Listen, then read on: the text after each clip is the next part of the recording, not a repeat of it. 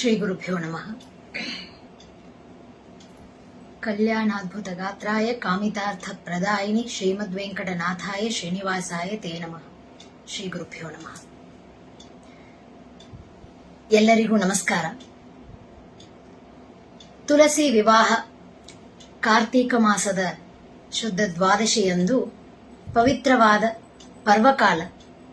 ಇಂದಿನ ದಿವಸ ತುಳಸಿಯ ಮಹಾತ್ಮ್ಯದ ವಿಷಯವನ್ನು ಯಥಾಶಕ್ತಿ ತಿಳಿಯಲು ಕಲಿತಿದ್ದೀವಿ.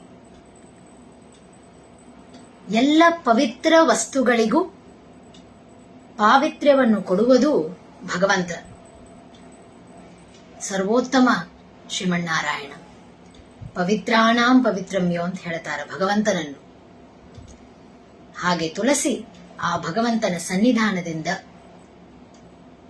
ಅಷ್ಟೇ ಪವಿತ್ರವಾದವಳು. ವಿಶೇಷವಾಗಿ ತುಳಸಿಗೆ ಈ ಒಂದು ಪವಿತ್ರತ್ವ ಬರುವುದಕ್ಕೆ ಕಾರಣ ಭಗವಂತ.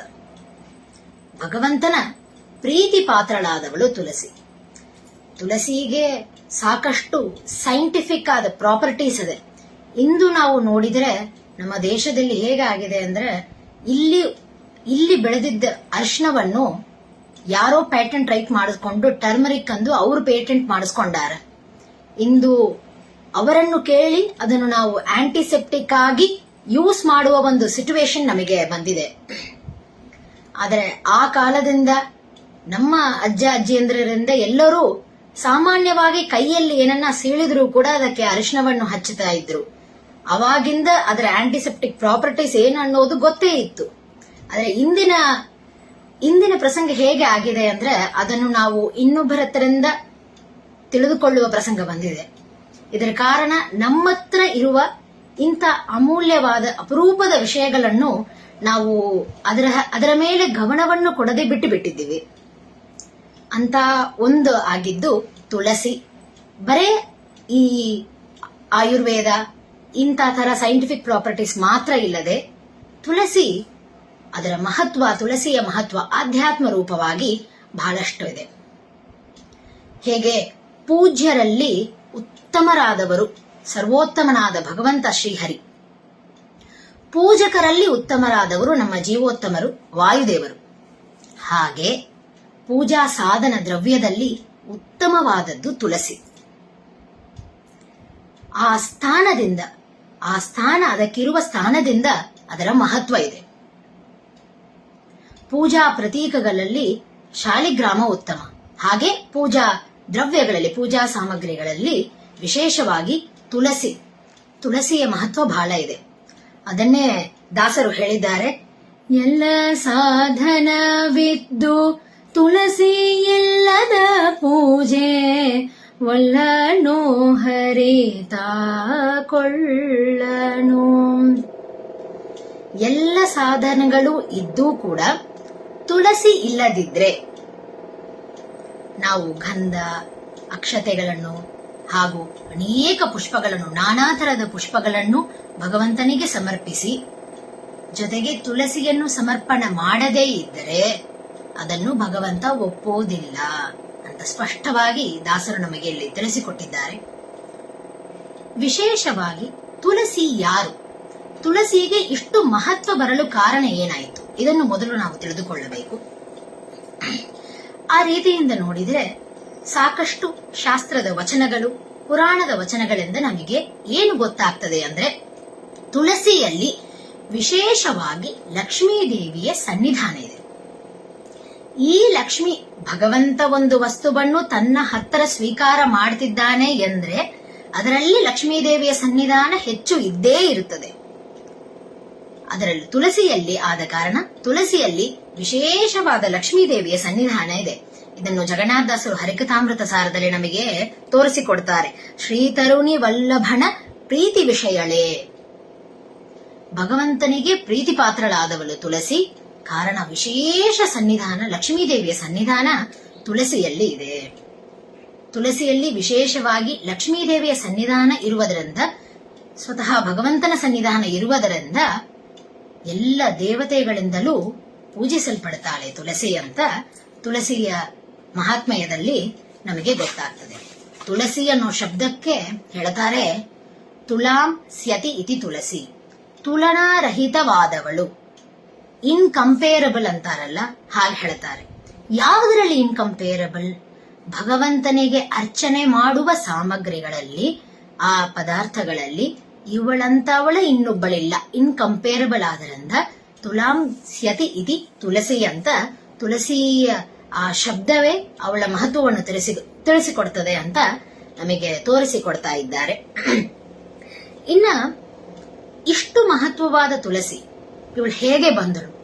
ತುಳಸಿಯ ಉತ್ಪತ್ತಿ ಹೇಗಾಯಿತು? ಸಾಮಾನ್ಯ ಅನ್ಕೋಬಹುದು, ನಾವೇನೋ ತುಳಸಿಯ ಮಹತ್ವ ಅಂತ ಕತೆ ಕೇಳಲಿಕ್ಕೆ ಬಂದೀವಿ, ಆದ್ರೆ ತುಳಸಿ ಹೇಗೆ ಹುಟ್ಟಿದಳು ಇದ್ರ ತಗೊಂಡು ನಾವೇನ್ ಮಾಡ್ತೀವಿ? ಆದ್ರೆ ಹಾಗಲ್ಲ, ಒಂದು ವಸ್ತುವಿನ ಉತ್ಪತ್ತಿಯಿಂದ ಅದರ ಮಹತ್ವ ಗೊತ್ತಾಗ್ತದೆ ಎಂದು ಭಗವದ್ಗೀತೆಯಲ್ಲಿ ಕೃಷ್ಣ ಹೇಳ್ತಾನೆ. ಅದರಿಂದ ತುಳಸಿ ಅವಳ ಉತ್ಪತ್ತಿಯೇ ಅಮೃತದಿಂದ ಆಗಿದೆ. ಸಮುದ್ರ ಮಥನದ ಸಂದರ್ಭದಲ್ಲಿ ಎಲ್ಲರಿಗೂ ಗೊತ್ತಿದ್ದ ಕತೆ, ದೇವತೆಗಳು ಹಾಗೂ ದಾನವರು ಮಂದರ ಪರ್ವತವನ್ನು ತಂದು, ಮಂದರ ಪರ್ವತದಿಂದ ಆ ಸಮುದ್ರವನ್ನು, ಕ್ಷೀರ ಸಮುದ್ರವನ್ನು ಮಥನ ಮಾಡುತ್ತಿರಬೇಕಾದಾಗೆ ಬಹಳಷ್ಟು ಅಪರೂಪವಾದ ವಸ್ತುಗಳು ಆ ಕ್ಷೀರ ಸಮುದ್ರದಿಂದ ಹೊರಬಂತು. ಆ ಹೊರಬಂದ ವಸ್ತುಗಳಲ್ಲಿ ಬಹಳಷ್ಟು ಅಪರೂಪವಾದ ವಸ್ತುಗಳು ಬಂತು. ಐರಾವತ ಆನೆ, ಉಚ್ಚೈಶ್ರವಸ್ ಎನ್ನುವ ಅಶ್ವ ಬಂತು, ಹಾಗೂ ಪಾರಿಜಾತಾದಿ ವೃಕ್ಷಗಳು, ಹೀಗೆ ಅನೇಕ ಪದಾರ್ಥಗಳು ಬಂತು. ಸ್ವತಃ ಜಗನ್ಮಾತೆಯಾದ ಲಕ್ಷ್ಮೀದೇವಿ ಆ ಕ್ಷೀರ ಸಮುದ್ರ ಮಥನದಲ್ಲಿ ಅವಳ ಪ್ರಾದುರ್ಭಾವ ಆಯಿತು. ಹಾಗೆ ಧನ್ವಂತರಿ ನಾಮಕ ಭಗವಂತನು ತಾನು ಕೈಯಲ್ಲಿ ಅಮೃತ ಕಳಶವನ್ನು ತಗೊಂಡು ಧನ್ವಂತರಿ ನಾಮಕ ಭಗವಂತ ಹೊರಗೆ ಬಂದಾಗ ಅವನ ಆನಂದಾಶ್ರುವಿನಿಂದ, ಆನಂದಾಶ್ರು ಅಮೃತದಲ್ಲಿ ಬಿದ್ದಾಗ ಅಲ್ಲಿಂದ ಉತ್ಪತ್ತಿಯಾಗಿದ್ದು ತುಳಸಿ. ತುಳಸಿಯ ಉತ್ಪತ್ತಿ ಭಗವಂತನ ಆನಂದಾಶ್ರು, ಅದು ಅಮೃತದಲ್ಲಿ ಬಿದ್ದಾಗ ಆಯಿತು. ಅವಳು ಅಮೃತದಿಂದ ಜನಿಸಿದ್ದಾಳೆ. ಇವತ್ತು ಬೇಸಲ್, ತುಳಸಿಯನ್ನು ಏನು ಹೊರಗಿನ ಇತರ ಜನಗಳು ಬೇಸಲ್ ಅಂತ ಕರೀತಾರೆ, ಅದಕ್ಕೆ ಮೆಡಿಸಿನಲ್ ಪ್ರಾಪರ್ಟೀಸ್ ಇದೆ ಅನ್ನೋದನ್ನ ಬಹಳಷ್ಟು ರಿಸರ್ಚ್ ಮಾಡಿ ಅದನ್ನ ತಿಳ್ಕೊಂಡಿದ್ದಾರೆ. ಆದ್ರೆ ಆ ಕಾಲದಿಂದ ಅದನ್ನ ಹೇಳ್ತಾ ಬಂದಿದ್ದಾರೆ. ಯಾಕೆಂದ್ರೆ ಅವಳ ಉತ್ಪತ್ತಿಯೇ ಅಮೃತದಿಂದ ಆಗಿದೆ. ಅಮೃತದ ಸ್ವಭಾವ ಹೇಗೆ ಅಂದ್ರೆ, ಮರಣ ಯಾರು ಅಮೃತವನ್ನು ಸ್ವೀಕಾರ ಮಾಡ್ತಾರೆ ಅವರಿಗೆ ಎಂದೆಂದಿಗೂ ಮರಣ ಆಗೋದಿಲ್ಲ. ಅಂತಹ ಒಂದು ಪ್ರಾಪರ್ಟಿ ಇದ್ದ ಅಮೃತ, ಅದರಿಂದ ಜನಿಸಿದವಳು ಈ ತುಳಸಿ. ಆದ್ದರಿಂದ ತುಳಸಿಯ ಉತ್ಪತ್ತಿ ಬಹಳ ಶ್ರೇಷ್ಠವಾಗಿ ಆಗಿದೆ. ಇದರಿಂದಲೂ ಅವಳ ಮಹತ್ವ ಗೊತ್ತಾಗ್ತದೆ. ಇನ್ನ ಈ ತುಳಸಿ, ಇವಳ ಮಹತ್ವ ಇಷ್ಟದೆ, ಆದರೆ ಇವಳು ಏನೇನು ಮಾಡ್ತಾಳೆ, ತುಳಸಿ ನಮಗೇನು ಉಪಕಾರ ಮಾಡಿದ್ದಾಳೆ ಇನ್ನೋದನ್ನ ಸ್ವಲ್ಪ ಆಲೋಚನೆ ಮಾಡಿದ್ರೆ, ಬಹಳಷ್ಟು ಪುರಾಣದ ಉಪಾಖ್ಯಾನಗಳು ತುಳಸಿಯ ಮಹತ್ವವನ್ನು ಕಥಾರೂಪೇಣ ತಿಳಿಸಿಕೊಟ್ಟಿದೆ. ಬಹಳಷ್ಟು ಕಥೆಗಳಲ್ಲಿ ತುಳಸಿಯ ಮಹತ್ವ ಬಂದಿದೆ. ಅದರಲ್ಲಿ ಒಂದಾಗಿದ್ದು ಈ ಕಥೆ.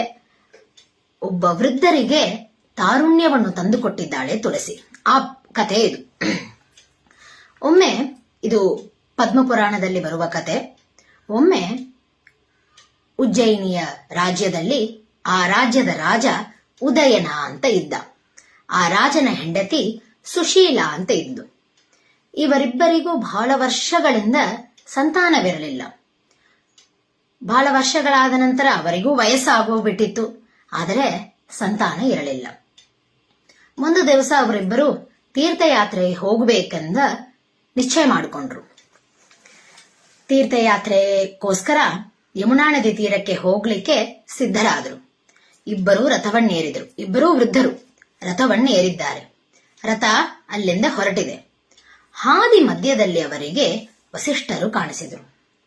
ವಸಿಷ್ಠರು ಬ್ರಹ್ಮರ್ಷಿಗಳು, ಮಹಾಜ್ಞಾನಿಗಳು. ವಸಿಷ್ಠರನ್ನು ನೋಡಿದ ಕೂಡಲೇ ಅವರಿಗೆ ಆ ರಾಜನು ರಥದಿಂದ ಕೆಳಗಿಳಿದಿದ್ದಾನೆ. ಇಳಿದು ವಸಿಷ್ಠರಿಗೆ ಸಾಷ್ಟಾಂಗ ನಮಸ್ಕಾರ ಮಾಡಿದ್ದಾನೆ. ಆ ಕಾಲದ ರಾಜರಿಗೆಲ್ಲ ಜ್ಞಾನಿಗಳಂದ್ರೆ ಬಹಳ ಗೌರವ ಇತ್ತು ಅವರಿಗೆ. ಸಾಷ್ಟಾಂಗ ನಮಸ್ಕಾರವನ್ನು ಮಾಡಿದ್ದಾನೆ. ವಸಿಷ್ಠರವರಿಬ್ಬರಿಗೂ ಆಶೀರ್ವಾದ ಮಾಡಿದ್ದಾರೆ. ಅವರಿಬ್ಬರ ಮುಖದಿಂದಲೇ ಅವರಿಬ್ಬರಿಗಿದ್ದ ಕಷ್ಟವನ್ನು ಅವರು ಗುರುತಿಸಿದ್ದಾರೆ. ಸಂತಾನ ಇಲ್ಲ ಅಂತ, ಆಗಿಲ್ಲ. ವಸಿಷ್ಠರು ಹೇಳಿದರು, ನಿಮಗೆ ತಾರುಣ್ಯ ಬರ್ತದೆ, ಅನಂತರ ಸಂತಾನವೂ ಆಗುತ್ತದೆ ಅಂತ ಹೇಳಿದರು. ಅವರಿಬ್ಬರಿಗೆ ಆಶ್ಚರ್ಯವಾಯಿತು. ಇದು ಹೇಗೆ ಅಂತ ಕೇಳಿದಾಗ ವಸಿಷ್ಠರು ಹೇಳುತ್ತಾರೆ, ತುಳಸಿಯ ಸೇವೆಯನ್ನು ಮಾಡಿ 1 ವರ್ಷದ ಕಾಲ ನಿರಂತರ ತುಳಸಿಯ ಕಾನನವನ್ನೇ ಬೆಳೆಸಿ ಅದಕ್ಕೆ ನೀರನ್ನೆರೆದು ಎಲ್ಲ ಪೋಷಣೆ ಮಾಡಿ ತುಳಸಿಯ ಪೂಜೆಯನ್ನು ಮಾಡಿ ಆ ತುಳಸಿ ದಳವನ್ನು ಭಗವಂತನಿಗೆ ಸಮರ್ಪಿಸಿ ಹೀಗೆ ತುಳಸಿಯ ಸೇವೆಯನ್ನು ಮಾಡಿ ತುಳಸಿಯ ಸೇವೆಯಿಂದ ನಿಮಗೆ ಮತ್ತೆ ನಿಮ್ಮ ಯೌವನ ತಾರುಣ್ಯ ಬರ್ತದೆ, ಅನಂತರ ನಿಮಗೆ ಭರತ ಎನ್ನುವ ಮಗನೂ ಹುಟ್ಟುತ್ತಾನೆ ಅಂತ ಇಷ್ಟು ಹೇಳಿ ಆಶೀರ್ವಾದ ಮಾಡುತ್ತಾರೆ. ಈ ರಾಜನು ಹಾಗೂ ತನ್ನ ಪತ್ನಿ ರಾಜಪತ್ನಿಯು ಮತ್ತೆ ವಾಪಸ್ ಊರಿಗೆ ಹೋಗ್ತಾರೆ.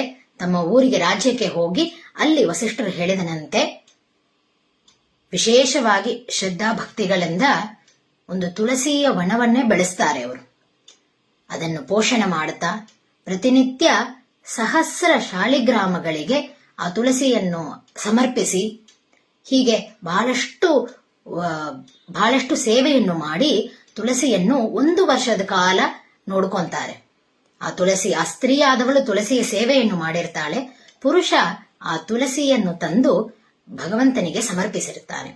ಅನಂತರ ಆ ತುಳಸಿಯನ್ನು ಸ್ವೀಕಾರ ಮಾಡ್ತಾರೆ, ತುಳಸಿ ಇದ್ದ ತೀರ್ಥವನ್ನು ಸ್ವೀಕಾರ ಮಾಡ್ತಾರೆ, ಅದನ್ನು ಪ್ರೋಕ್ಷಣ ಮಾಡಿಕೊಂತಾರೆ.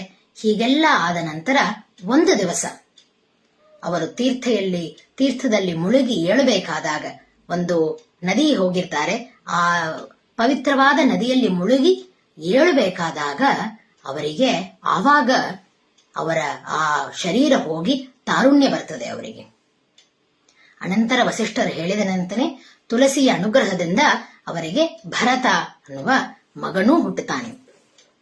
ವಿಶೇಷವಾಗಿ ಈ ಕಥೆಯಲ್ಲಿ, ಈ ಪದ್ಮಪುರಾಣದಲ್ಲಿ ಬರುವ ಈ ಕಥೆಯಿಂದ ವಿಶೇಷವಾಗಿ ತುಳಸಿ ಸೇವೆಯಿಂದ ಇಷ್ಟಾರ್ಥಗಳು ಸಿದ್ಧಿ ಆಗ್ತದೆ. ಅವರವರಿಗೆ ಅವರವರ ಸಿಚುವೇಶನಿನ ಅನುಸಾರವಾಗಿ ಅವರವರ ಇಷ್ಟಾರ್ಥಗಳಿರುತ್ತದೆ. ಕೆಲವರಿಗೆ ಸಂತಾನ ಪ್ರಾಪ್ತಿ ಆಗಬೇಕಾಗಿರ್ತದೆ, ಕೆಲವರಿಗೆ ವಿದ್ಯೆ, ಕೆಲವರಿಗೆ ಐಶ್ವರ್ಯ ಹಾಗಿರ್ತದೆ. ಅವೆಲ್ಲವೂ ಇಷ್ಟಾರ್ಥಗಳು ಸಿದ್ಧಿ ಆಗ್ಲಿಕ್ಕೆ ವಿಶೇಷವಾಗಿ ತುಳಸಿ ಸೇವೆ ಇದು ಬಹಳ ಅವಶ್ಯಕ ಅನ್ನೋದು ಇಲ್ಲಿ ವಸಿಷ್ಠರು ತೋರಿಸಿಕೊಟ್ಟಿದ್ದಾರೆ. ಹೀಗೆ ಮಾಡಿ ಆ ದಂಪತಿಗಳು ಅನಂತರ ಆ ಭರತನ ನಂತರ ಅವರಿಗೆ ಬಹಳಷ್ಟು ಜನ ಅವರಿಗೆ ಮಕ್ಕಳಾಗಿರ್ತಾರೆ. ಅವರು ಸುಖ ಜೀವನವನ್ನು ಮಾಡ್ತಾ ಇರ್ತಾರೆ. ತುಳಸಿಯಿಂದ ತಾರುಣ್ಯವನ್ನು ಪಡೆದರು ಅಷ್ಟೇ ಇದರಲ್ಲಿ ತೋರಿ ಬರ್ತದೆ. ತುಳಸಿ ಅಮೃತದಿಂದ ಹುಟ್ಟಿದವಳು. ನಾವು ಮುಂಚೆ ನೋಡಿವಿ, ತುಳಸಿಯ ಜನನವನ್ನು ನೋಡಿದಾಗ ನೋಡಿವಿ, ತುಳಸಿ ಅಮೃತದಿಂದ ಹುಟ್ಟಿದವಳಂತ. ಇಲ್ಲಿ ತುಳಸಿ ಬಂದು ಈ ವೃದ್ಧರಾಗಿದ್ದವರನ್ನು ತಾರುಣ್ಯರಾಗಿ ಚೇಂಜ್ ಮಾಡಿದಳು ಅಂತ ನೋಡಿವಿ. ಅಂದರೆ ಅವಳಿಗೆ ಈ ರೋಗಗಳನ್ನು ಪರಿಹಾರ ಮಾಡುವ ಶಕ್ತಿ ಇವೆಯಾ? ಈ ಪ್ರಶ್ನೆ ಸಾಮಾನ್ಯ ಎಲ್ಲರಿಗೂ ತೋರುತ್ತದೆ. ಆಯುರ್ವೇದದಲ್ಲಿ ತುಳಸಿಯನ್ನು ಬಹಳಷ್ಟು ಒಂದು ಎತ್ತರದಲ್ಲಿ ಇಟ್ಟಿದ್ದಾರೆ. ಅಷ್ಟು ಮೆಡಿಸಿನಲ್ ಪ್ರಾಪರ್ಟೀಸ್ ಏನ್ ಹೇಳ್ತಾರಲ್ಲ, ತುಳಸಿಯಲ್ಲಿ ಏನಿವೆ ಇಂದು ಯಾರು ರಿಸರ್ಚ್ ಮಾಡಿ ಅದನ್ನು ತಿಳಿದುಕೊಂಡಿದ್ದಾರೆ. ಅಂದು ಕೆಲವು ಪ್ರಾಚೀನ ಆಯುರ್ವೇದ ಶಾಸ್ತ್ರದ ಗ್ರಂಥಗಳಾದ ಚರಕ ಸಂಹಿತ ಹಾಗೂ ಸುಶ್ರುತ ಸಂಹಿತೆಯಲ್ಲಿ ವಿಶೇಷವಾಗಿ ತುಳಸಿಯ ಮೆಡಿಸಿನಲ್ ಪ್ರಾಪರ್ಟೀಸ್, ಆಯುರ್ವೇದದಲ್ಲಿ ತುಳಸಿಗೆ ಇರುವ ರೋಗ ಪರಿಹಾರ ಮಾಡುವ ಶಕ್ತಿಯನ್ನು ವಿವರಿಸಿದ್ದಾರೆ. ತುಳಸಿಯಾದವಳು ಒಗರು ಇರ್ತದೆ, ಒಂಥರ ಸೋರ್ ಅಂತಂತಾರಲ್ಲ, ಆ ಒಂದು ಟೇಸ್ಟ್ ಬರ್ತದೆ ತುಳಸಿಯನ್ನು ನಾವು ಸ್ವೀಕಾರ ಮಾಡಬೇಕಾದಾಗೆ. ಅದರ ಕಾರಣ ಉಷ್ಣವನ್ನು ತಂದುಕೊಡ್ತದೆ ತುಳಸಿ ಅಂತ ತಿಳಿಸಿದ್ದಾರೆ. ಈ ಒಂದು ಶ್ಲೋಕದಲ್ಲಿ ತುಳಸಿಗೆ ಆ ಉಷ್ಣತ್ವವನ್ನು ತಂದುಕೊಡುವ ಶಕ್ತಿ ಇದೆ. ಆದ್ದರಿಂದ ಕಫವನ್ನು ಪರಿಹಾರ ಮಾಡುವ ಒಂದು ಶಕ್ತಿ ತುಳಸಿಗಿದೆ ಅನ್ನೋದನ್ನ ನಮಗೆ ತೋರಿಸಿಕೊಡ್ತಾರೆ. ಅದರಿಂದ ಈ ವಾತ, ಕಫ ಇತ್ಯಾದಿಗಳ ಪರಿಹಾರಕ್ಕಾಗಿ ತುಳಸಿಯನ್ನು ಸ್ವೀಕಾರ ಮಾಡ್ತಾರೆ ಅನ್ನೋದು ತಿಳಿಸಿಕೊಡ್ತಾರೆ. ತುಳಸಿ ಕಟುಕ ತಿಕ್ಕ ಹೃದ್ಯೋಷ್ಣ ದಾಹ ಪಿತ್ತಕೃತ್ ದೀಪಿನಿ ಕುಷ್ಠ ಕ್ವಾಸ ಪಾರ್ಶ್ವರು ಕಫವಾತ ಜಿತ್. ಈ ಶ್ಲೋಕದಲ್ಲಿ, ಇದು ಆಯುರ್ವೇದ ಶಾಸ್ತ್ರದ ಗ್ರಂಥದಲ್ಲಿ ಬರುವ ಶ್ಲೋಕ. ಇದರಲ್ಲಿ ವಿಶೇಷವಾಗಿ ಅದರ ಉಷ್ಣ ಶಕ್ತಿ ಏನಿದೆ, ಆ ತುಳಸಿ ಕೆಲವು ಪದಾರ್ಥಗಳು ನ್ಯಾಚುರಲ್ ಆಗಿ ಹೀಟ್ ಮಾಡ್ತದೆ ಅಂತ ಹೇಳ್ತದಲ್ಲ, ಹಾಗೆ ಈ ಒಂದು ಉಷ್ಣ ಶಕ್ತಿಯಿಂದ ಆ ತುಳಸಿಗೆ ಆ ಕಫವನ್ನು ಹಾಗೂ ಈ ಫ್ಲಮ್ ಫಾರ್ಮ್ ಆಗೋದು, ಈ ಜ್ವರ ಏನಾಗ್ತದೆ ಅದನ್ನು, ಮೈಯ ತಂಪನ್ನು ಕಡಿಮೆ ಮಾಡುವ ಶಕ್ತಿ ಅದೇ ಅನ್ನೋದು ತೋರಿಸಿಕೊಡ್ತದೆ. ಈ ಮಧ್ಯ ನಾವು ಬಹಳಷ್ಟು ಕೇಳ್ತಾ ಬಂದಿರ್ತೀವಿ, ಈ ಒಂದೊಂದು ಪದಾರ್ಥಕ್ಕೂ ಪೇಟೆಂಟ್ ಮಾಡುವ ಅಧಿಕಾರವನ್ನು ಗವರ್ಮೆಂಟ್ ತಗೊಂಡಿದೆ. ಅದರಲ್ಲಿ ಬಹಳಷ್ಟು ಜನ ಹೇಳ್ತಾರೆ, ಈ ಬೇಸಿಲ್ ತುಳಸಿ ಅನ್ನೋದು ಎಲ್ಲಿ ಬೆಳೀತದೆ ಅಂದ್ರೆ it is built on murdered man's brains ಅಂತ ಹೇಳ್ತಾರೆ. ಹಾಗೆ ತುಳಸಿ ಅನ್ನೋಳಿಗೆ ಹೆಚ್ಚು ಬಹಳಷ್ಟು ಒಂದು ಫರ್ಟಿಲೈಸರ್ ಇಲ್ಲದೇನೆ ಬೆಳೆಯುವ ಸಸಿ ಅದು. ಹಾಗೂ ಅದು ಬೆಳೆದ ನಂತರ ಅದು ಕೊಡುವ ಮೆಡಿಸಿನಲ್ ಪ್ರಾಪರ್ಟೀಸ್ ಏನವ ಅದು ಬಹಳ ಹೆಚ್ಚು ಅನ್ನೋದನ್ನ ಈಗ ಸೈಂಟಿಫಿಕ್ ಆಗಿ ಅವರು ಪ್ರೂವ್ ಮಾಡಿದ್ದಾರೆ. ಆದರೆ ಈ ಒಂದು ವಿಷಯನ್ನ ಬಹಳ ವರ್ಷಗಳ ಹಿಂದೆನೆ ನಮ್ಮವರು ಹೇಳಿದ್ದಾರೆ. ಇನ್ನೆಷ್ಟು ಈ ವಿಶೇಷವಾದ ಆಯುರ್ವೇದ ಶಾಸ್ತ್ರದಲ್ಲಿ ಎರಡು ವಿಷಯವನ್ನು ಹೇಳಿದ್ದಾರೆ. ಅದರಲ್ಲಿ ಒಂದಾಗಿದ್ದು ಈ ದೇಹದ ತೂಕವನ್ನು ಕಡಿಮೆ ಮಾಡೋದು. ತುಳಸಿಗೆ ದೇಹದ ತೂಕವನ್ನು ಕಡಿಮೆ ಮಾಡುವ ಶಕ್ತಿ ಇದೆ ಅನ್ನೋದು ತಿಳಿಸಿಕೊಟ್ಟಿದ್ದಾರೆ. ಇಂದು ಏನು ಗ್ರೀನ್ ಟೀ ಅಂತ ತುಳಸಿಯನ್ನು ಹಾಕಿ ಬಳಸಿ ಅದನ್ನ ವೆಯ್ಟ್ ಲಾಸ್ಗೆ ಅಂತ ಬಳಸ್ತಾರೆ, ಆ ಕಾಲದಲ್ಲಿ ಅದನ್ನ ದೇಹದ ತೂಕವನ್ನು ಕಡಿಮೆ ಮಾಡುವ ಶಕ್ತಿ ತುಳಸಿಗಿದೆ. ಹಾಗೂ ತುಳಸಿ ಬಂದು ಈ ಕ್ರಿಮಿದೋಷಗಳನ್ನು ದೂರ ಮಾಡುವವಳು. ಅಂದ್ರೆ ಕ್ರಿಮಿದೋಷ ಅಂದ್ರೆ ಮೇನ್ಲಿ ಆಂಟಿಸೆಪ್ಟಿಕ್ ಯೂಸಸ್ ಅದೇ ಅನ್ನೋದನ್ನ ತಿಳಿಸಿಕೊಟ್ಟಿದ್ದಾರೆ. ಇವತ್ತು ಆಂಟಿಸೆಪ್ಟಿಕ್ ಕ್ರೀಮ್ಸ್ ಯೂಸ್ ಮಾಡುವ ಎಲ್ಲ ಕ್ರೀಮ್ಸ್ ನಲ್ಲಿ ತಿರುಗಿಸಿ ನೋಡಿದರೆ ಇಂಗ್ರೀಡಿಯೆಂಟ್ಸ್ ನಾಗ ಬೇಸಲ್ ಅಂತ ಹಾಕಿರ್ತಾರೆ. ಅದರಿಂದ ತುಳಸಿಗೆ ವಿಶೇಷವಾಗಿ ಆಂಟಿಸೆಪ್ಟಿಕ್ ಪ್ರಾಪರ್ಟೀಸ್ ಇವೆ. ಅದನ್ನು ಆ ಕಾಲದಲ್ಲೇ ನಮಗೆ ತೋರಿಸಿಕೊಟ್ಟಿದ್ದಾರೆ. ಹೀಗೆ ಆಯುರ್ವೇದ ರೂಪದಲ್ಲಿ ಬಹಳಷ್ಟು ವಿಷಯಗಳಿದೆ, ಬಹಳಷ್ಟು ಮೆಡಿಸಿನಲ್ ಪ್ರಾಪರ್ಟೀಸ್ ಇದೆ ತುಳಸಿಗೆ. ಅಷ್ಟೇನಾ, ಆಧ್ಯಾತ್ಮ ರೂಪದಲ್ಲಿ ಇಷ್ಟು ನಮ್ಮ ರೋಗ ಬರ್ತದೆ, ನಮಗೆ ಆಗುವ ರೋಗಕ್ಕೆ ಕಾರಣ ನಾವು ಮಾಡಿದ ಪಾಪ ಪುಣ್ಯಗಳು. ಅದು ಹೇಳ್ತಾರಲ್ಲ, ಜನ್ಮಾಂತರ ಕೃತಂ ಪಾಪಂ ವ್ಯಾಧಿ ರೂಪೇಣ ಬಾಧತೆ. ನಾವು ಮಾಡಿದ ಪಾಪ ಪುಣ್ಯಗಳೇ ವಿಶೇಷವಾಗಿ ಈ ತರ ರೋಗ ರುಜಿನಗಳಿಂದ ನಾವು ಕಷ್ಟಪಡೋದಕ್ಕೆ ಕಾರಣ ಆಗ್ತದೆ. ಅಂತಹ ತರವಾಗಿ ಪಾಪಗಳನ್ನು ಪರಿಹಾರ ಮಾಡಲಿಕ್ಕೆ, ಪಾಪವನ್ನು ನಾಶ ಮಾಡೋದಕ್ಕೆ ತುಳಸಿಯ ಸೇವೆ ಅತ್ಯವಶ್ಯಕ. ಪಾಪಹಾರಿಣಿ ತುಳಸಿ ಎನ್ನುವುದನ್ನ ದಾಸರೆಷ್ಟೋ ಪದಗಳಲ್ಲಿ ನಮಗೆ ಸೂಚಿಸಿದ್ದಾರೆ. ಒಂದು ಪ್ರತ್ಯೇಕ ಉಪಾಖ್ಯಾನ ಇದೆ. ಇದು ವಿಶೇಷವಾಗಿ ತುಳಸಿ ಎಂತೆಂತಹ ಪಾಪಗಳನ್ನು ನಾಶ ಮಾಡ್ತಾಳೆ ಎನ್ನುವುದನ್ನ ನಮಗೆ ತೋರಿಸಿಕೊಡುತ್ತದೆ. ಒಮ್ಮೆ ಪೌಂಡ್ರಕ ಅನ್ನುವ ಒಬ್ಬ ಬೇಡರ ವೈದ್ಯ, ಅವನಿಗೆ ದುರ್ಬುದ್ಧಿ ತುಂಬಿತ್ತು. ಅವನು ಮಾಡದೇ ಇದ್ದ ಪಾಪ ಕರ್ಮಗಳು ಇಲ್ಲವೇ ಇಲ್ಲ. ಎಲ್ಲ ಪಾಪ ಕರ್ಮಗಳನ್ನು ಮಾಡುತ್ತಿದ್ದ. ಎಲ್ಲ ತರಹದ ಮಾಂಸ ಭೋಜನವನ್ನು ಮಾಡುತ್ತಿದ್ದ. ಗೋಮಾಂಸವನ್ನು ಸ್ವೀಕಾರ ಮಾಡುತ್ತಿದ್ದ. ಅವನು ಯಾರು ಇಲ್ಲದ ಜಾಗದಲ್ಲಿ ಇರ್ತಿದ್ದ. ಯಾರಾದ್ರೂ ಆ ಜಾಗದ ಮಧ್ಯ ಆ ರೋಡಿನಲ್ಲಿ ಹೋಗುವವರನ್ನ ಹತ ಮಾಡುತ್ತಿದ್ದ. ಅವರನ್ನ ಸಂಹಾರ ಮಾಡಿ ಅವರ ಹತ್ರ ಇದ್ದ ಸಾಮಗ್ರಿಯನ್ನ, ಅವರ ಹತ್ರ ಇದ್ದ ಐಶ್ವರ್ಯವನ್ನ ತಾನು ತಗೊಂಡ್ಬಿಡ್ತಿದ್ದ. ಈ ರೀತಿಯಾಗಿ ಕಳ್ಳತನ ಹಾಗೂ ಅವನು ಮಾಡದೇ ಇದ್ದ ಪಾಪನೇ ಇಲ್ಲ. ಪರಸ್ತ್ರೀಯರ ಸಂಘ ಮಾಡುತ್ತಿದ್ದ. ಚಂಡಾಲ ಸ್ತ್ರೀಯರ ಜೊತೆಗೆ ವಾಸ ಮಾಡುತ್ತಿದ್ದ. ಒಮ್ಮೆ ಏನಾಯ್ತು, ಅವನಿದ್ದ ಜಾಗದಲ್ಲಿ ಬಹಳ ಬರಗಾಲ ಬಂತು. ಒಂದಿಷ್ಟು ಮಳೆ ಇಲ್ಲ, ಎಲ್ಲೆಲ್ಲೂ ಭೋಜನಕ್ಕೆ ಅನುಕೂಲನೇ ಇಲ್ಲ. ಅವನಿಗೆ ತಿನ್ನಲಿಕ್ಕೆ ಯಾವ ಪದಾರ್ಥನೂ ಸಿಕ್ಕಿಲ್ಲ. ಅಂತ ಕಾಲದಲ್ಲಿ ಒಮ್ಮೆ ಬಹಳ ಹಸಿವಾಗಿ ತನ್ನ ವೃದ್ಧನಾದ ತಂದೆಯನ್ನೇ ಕೊಂದು ಅವನನ್ನು ತಿಂದು ಬಿಟ್ಟಿದ್ದ. ಅವನು ಮ್ಯಾನ್ ಈಟರ್ ಅಂತಾರಲ್ಲ, ಆ ತರದ್ದು ವ್ಯಕ್ತಿ ಇದ್ದ ಅವನು. ಅನಂತರ ಮಾರನೆಯ ದಿವಸ ತನ್ನ ತಾಯಿಯನ್ನು, ಇನ್ನೊಂದು ದಿವಸ ತನ್ನ ಹೆಂಡತಿಯನ್ನು, ಹೀಗೆ ತನ್ನ ಸುತ್ತ ಇದ್ದ ಜನವನ್ನು ಕೊಂದು ತಿಂತಾ ಇದ್ದ ಅವನು. ಇಷ್ಟೆಲ್ಲ ಪಾಪ ಮಾಡಿದ ಅವನು ಹೀಗೆ ಆಹಾರಕ್ಕೋಸ್ಕರ ದಿನನಿತ್ಯ ಒಂದು ಕಡೆಯಿಂದ ಇನ್ನೊಂದು ಕಡೆಗೆ ಸಂಚಾರ ಮಾಡಿ ಹೋಗ್ತಾ ಇದ್ದ. ಹಾಗೆ ಹೋಗ್ತಾ ಇರಬೇಕಾದಾಗ ಒಂದು ದಿವಸ ಒಂದು ಅಡವಿಯ ಪ್ರದೇಶಕ್ಕೆ ಬಂದ. ಅಲ್ಲಿ ಆದರೆ ಅವನಿಗೆ ತಿನ್ಲಿಕ್ಕೆ ಏನೇನೂ ಸಿಕ್ಕಿಲ್ಲ. ಆಗ ಅವನಿಗೆ ಒಂದು ಸಿಂಹ ಕಾಣಿಸ್ತು. ಆ ಸಿಂಹವನ್ನು ಕೊಂದು ತಿನ್ನಬೇಕಂತ ಆಲೋಚನೆ ಮಾಡಿದ. ಸಿಂಹದ ಶಕ್ತಿ ಕೇಳಬೇಕೆ, ಅದು ಕಾಡಿನ ರಾಜ. ಅದು ಇವನ ಮೇಲೆ ಇವನ ಸಂಹಾರ ಮಾಡ್ಲಿಕ್ಕೆ ಅದು ಬಂತು. ಇಬ್ಬರಿಗೆ ಜಗಳ ಆಯ್ತು. ಇವನ ಬಾಣಗಳು ಆ ಸಿಂಹಕ್ಕೆ ಬಡದ್ರೂ ಆ ಸಿಂಹದ ಶಕ್ತಿ ಮುಂದೆ ಇವನು ಸೋತ್ ಹೋದ.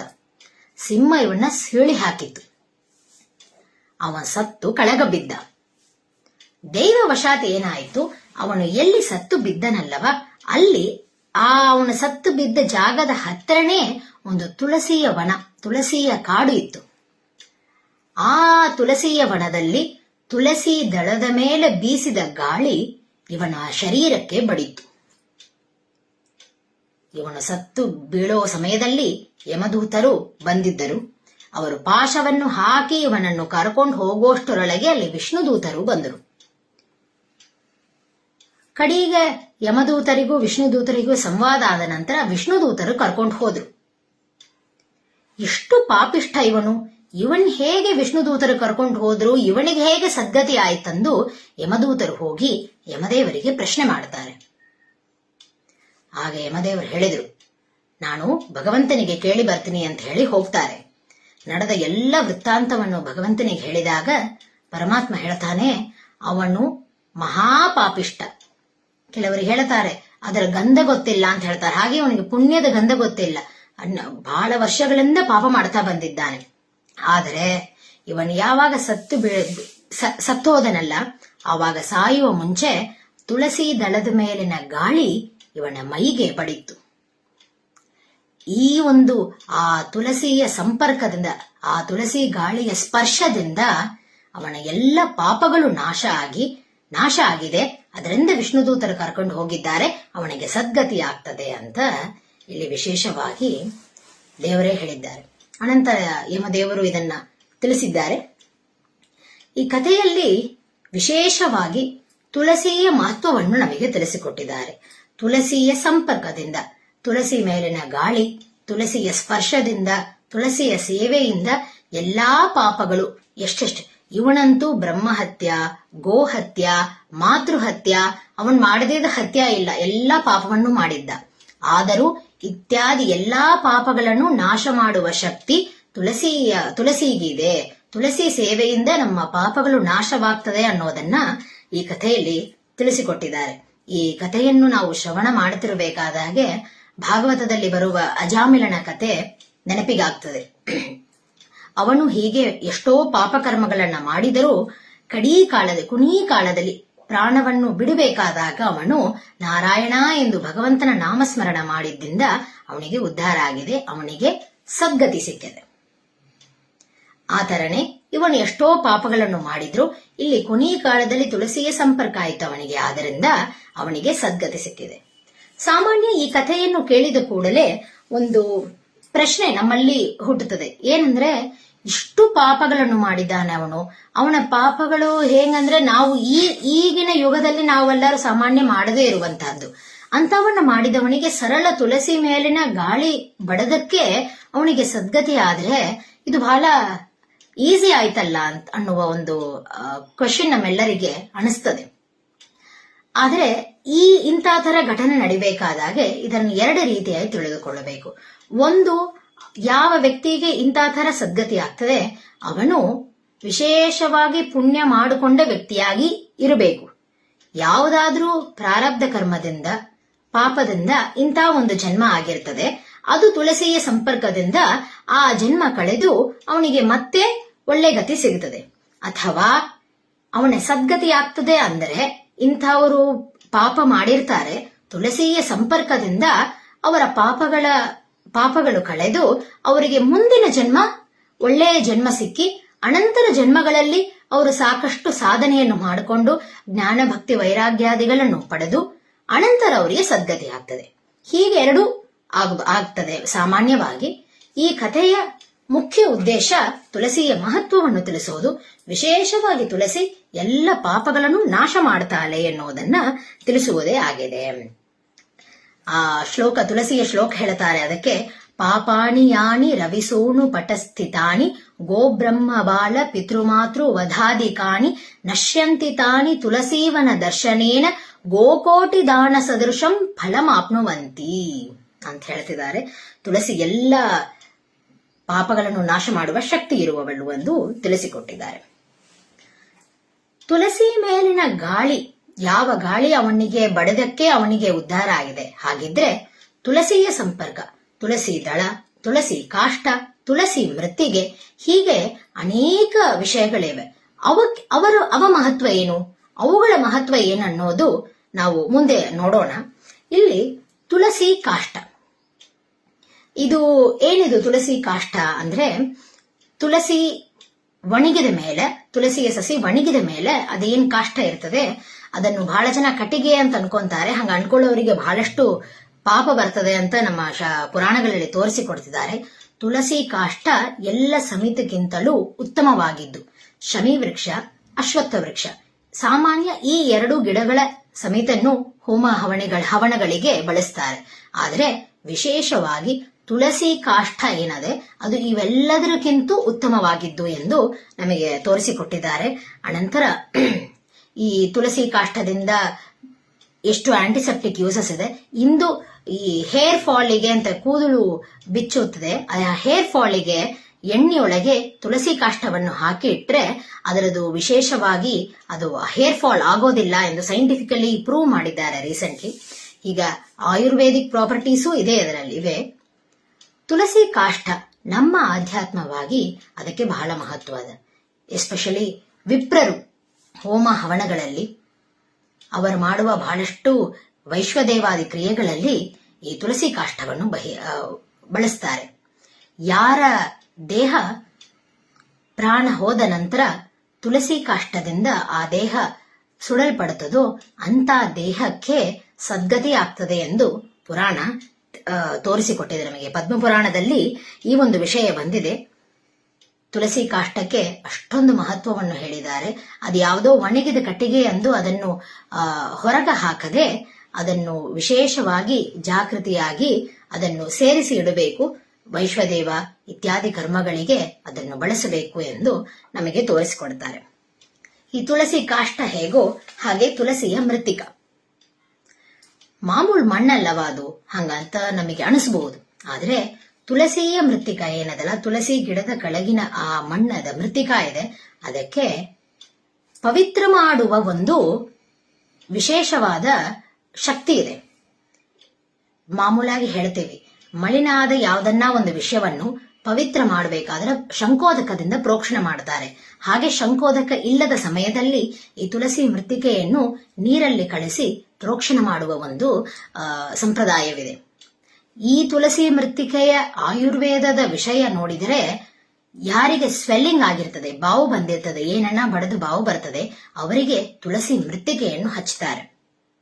ಹಾಗೆ ಈ ತುಳಸಿ ಮೃತ್ತಿಕಾ, ತುಳಸಿ ಕಾಷ್ಟ, ತುಳಸಿ ದಳ ಇವೆಲ್ಲದಕ್ಕೂ ಆಯುರ್ವೇದಿಕ್ ಪ್ರಾಪರ್ಟೀಸ್ ಅವಂತೂ ಅದೇ ಆಧ್ಯಾತ್ಮವಾಗಿ ಬಹಳಷ್ಟು ಮಹತ್ವ ಇದೆ. ಕಾಷ್ಟ ಹೇಗೆ ಆ ತುಳಸಿ ಕಾಷ್ಟವನ್ನು ವಿಶೇಷವಾಗಿ ವಿಪ್ರರು ಬಳಸ್ತಾರೋ ಹಾಗೆ ತುಳಸಿ ಮೃತ್ತಿಕೆಯನ್ನು ಬಹಳ ಜಾಕಿಲೆಯಾಗಿ ಬಳಸಬೇಕಂತ ಹೇಳಿದ್ದಾರೆ. ತುಳಸಿ ಮೃತ್ತಿಕೆ ಇರುವ ಸಾಮಾನ್ಯವಾಗಿ ಕೆಲವು ಮೀಟರ್ಸ್ ವರೆಗೆ ಯಾವ ಅಶುದ್ಧವಾದ ಕಾರ್ಯಗಳನ್ನು ಮಾಡಬಾರದಂತ ತಿಳಿಸಿಕೊಡುತ್ತಾರೆ. ಅಲ್ಲಿ ಶೌಚಾದಿ ಕಾರ್ಯಗಳು ಇತ್ಯಾದಿ ಯಾವ ಕಾರ್ಯಗಳು ಮಾಡಬಾರದು, ತುಳಸಿ ಮೃತ್ತಿಕೆಯನ್ನು ಅಷ್ಟು ಶುದ್ಧವಾಗಿ ನೋಡಿಕೊಳ್ಳಬೇಕೆಂದು ವಿಶೇಷವಾಗಿ ತಿಳಿಸಿಕೊಟ್ಟಿದ್ದಾರೆ. ಸರಿ, ಈ ತುಳಸಿ ಇಷ್ಟು ಮಹತ್ವಪೂರ್ಣಳಾದವಳು. ಇವಳಿಗಿಷ್ಟು ಮಹತ್ವ ಬರಲು ಕಾರಣ ಭಗವಂತನಿಗೆ ಪ್ರೀತಿ ಪಾತ್ರಳಾದವಳು, ಭಗವಂತ ಹಾಗೂ ಲಕ್ಷ್ಮೀದೇವಿಯ ಸನ್ನಿಧಾನ ವಿಶೇಷವಾಗಿರುವವಳು. ಆದ್ದರಿಂದಲೇ ದೇವತೆಗಳೂ ಸಹ ತುಳಸಿಯ ಸೇವೆಯನ್ನು ಮಾಡಿದ್ದಾರೆ. ಅದರ ಒಂದು ಸಣ್ಣ ಕಥೆ ಇದು. ಉತ್ತಮ ದೇವತೆಯಾದ ಪಾರ್ವತಿ ದೇವಿ ತುಳಸಿಯ ಸೇವೆಯನ್ನು ಮಾಡಿ ಮಾಡಿದರ ಕಥೆ ಇದು.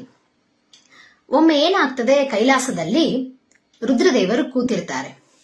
ಪಾರ್ವತಿ ದೇವಿ ಸಾಮಾನ್ಯವಾಗಿ ಹಿಂದಿಂದ ಬಂದು ತಮ್ಮ ಕೈಯಿಂದ, 2 ಕೈಗಳಿಂದ ರುದ್ರದೇವರ 2 ಕಣ್ಗಳನ್ನು ಮುಚ್ಚುತ್ತಾರೆ. ಆಟಕ್ಕೆ ಮಾಡಿರ್ತಾರೆ ಅವರು. ಹಂಗ ಆದ ನಂತರ ಒಂದು ಕ್ಷಣದಲ್ಲಿ ಮತ್ತೆ ಕೈ ತೆಗೆದು ಬಿಟ್ಟಿರ್ತಾರೆ.